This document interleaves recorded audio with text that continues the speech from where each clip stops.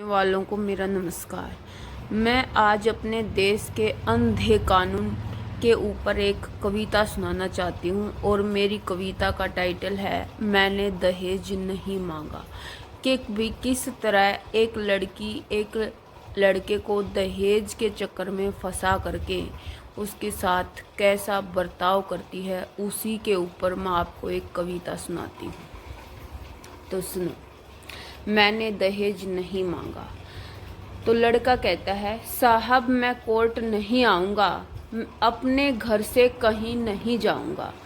माना पत्नी से थोड़ा मन मुटाव था, सोच में अंतर और विचारों में खिंचाव था। माना पत्नी से थोड़ा मन मुटाव था, सोच में अंतर और विचारों में खिंचाव था, पर यकीन मानिए साहब मैंने दहेज नहीं मांगा। मानता हूँ कानून आज पत्नी के पास है, मानता हूँ कानून आज पत्नी के पास है। महिलाओं का समाज में हो रहा विकास है, महिलाओं का समाज में हो रहा विकास है। चाहत मेरी भी बस ये थी कि माँ बाप का सम्मान हो, चाहत मेरी भी बस ये थी कि माँ बाप का सम्मान हो, उन्हें भी समझे अपना न कभी उनका अपमान हो। पर अब क्या फ़ायदा, पर अब क्या फ़ायदा जब टूट ही गया हर रिश्ते का धागा। पर यकीन मानिए साहब मैंने दहेज नहीं मांगा, मैंने दहेज नहीं मांगा। परिवार के साथ रहना इसे पसंद नहीं, परिवार के साथ रहना इसे पसंद नहीं। कहती है यहाँ कोई रस कोई आनंद नहीं, कहती है यहाँ कोई रस कोई आनंद नहीं। मुझे ले चलो इस घर से दूर किसी किराए के आशियाने में, मुझे ले चलो इस घर से दूर किसी किराए के आशियाने में।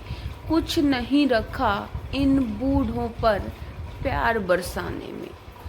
छोड़ दो, हाँ छोड़ दो इस माँ बाप के प्यार को, नहीं माने तो याद रखोगे मेरी मार को।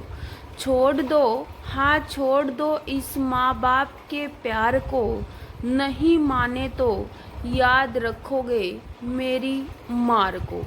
बस बूढ़े माता पिता का ही मोह न छोड़ पाया मैं अभागा, बस बूढ़े माता पिता का लगाव ही न छोड़ पाया मैं अभागा।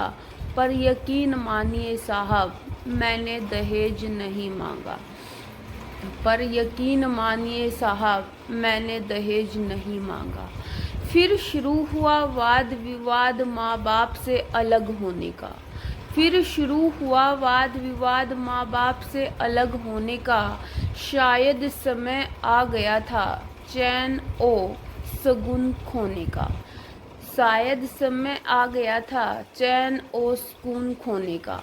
एक दिन मैंने पत्नी को बिल्कुल मना कर दिया, न रहूँगा माँ बाप से अलग, ये उसे साफ कह दिया। न रहूँगा माँ बाप से अलग, ये उसे साफ कर दिया। बस मुझसे लड़ झगड़ कर मोहतरमा मायके जा पहुँची, बस मुझसे लड़ झगड़ कर मोहतरमा मायके जा पहुँची। एक रोज़ बाद ही पत्नी के घर से मुझे धमकी आ पहुँची, एक रोज़ बाद ही पत्नी के घर से मुझे धमकी आ पहुँची। माँ बाप से हो जा अलग नहीं तो सबक सिखा देंगे, माँ बाप से हो जा अलग नहीं तो सबक सिखा देंगे। क्या होता है दहेज कानून तुझे असर दिखा देंगे, क्या होता है दहेज कानून तुझे असर दिखा देंगे।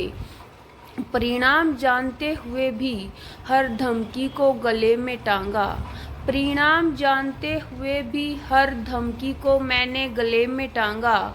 लेकिन यकीन मानिए साहब मैंने दहेज नहीं मांगा। लेकिन यकीन मानिए साहब, मैंने दहेज नहीं मांगा। जो कहा था उन्होंने आखिरकार वो कर दिखाया। झगड़ा किसी और बात पर था, पर उन्होंने दहेज का नाटक रचाया। जो कहा था आखिरकार उन्होंने वो कर दिखाया। झगड़ा किसी और बात पर था, पर उन्होंने दहेज का नाटक रचाया। बस पुलिस थाने से एक दिन मुझे फ़ोन आया, क्यों बे पत्नी से दहेज मांगता है, ये कह के मुझे धमकाया। क्यों बे पत्नी से दहेज मांगता है, ये कह मुझे धमकाया। माता पिता भाई बहन जीजा सभी के रिपोर्ट में नाम थे। माता पिता भाई बहन जीजा सभी के रिपोर्ट में नाम थे। घर में सब हैरान, सब परेशान थे। अब अकेले बैठकर सोचता हूँ वो क्यों जिंदगी में आई थी। अब अकेले बैठकर सोचता हूँ वो क्यों जिंदगी में आई थी। मैंने तो उसके प्रति हर जिम्मेदारी निभाई थी। मैंने तो उसके प्रति हर जिम्मेदारी निभाई थी। आखिरकार तमगा मिला हमें दहेज लोभी होने का। आखिरकार तमगा हमें मिला दहेज लोभी होने का। कोई फ़ायदा न हुआ मीठे मीठे सपने संजोने का। कोई फ़ायदा नहीं हुआ मीठे मीठे सपने संजोने का। बुलाने पर थाने आया हूँ, छुपकर कहीं नहीं भागा हूँ। बुलाने पर थाने आया हूँ, छुपकर कहीं नहीं भागा हूँ। लेकिन यकीन मानिए साहब, मैंने दहेज नहीं मांगा। तो कैसी लगी आपको मेरी ये कविता? उम्मीद करती हूँ आपको पसंद आई होगी।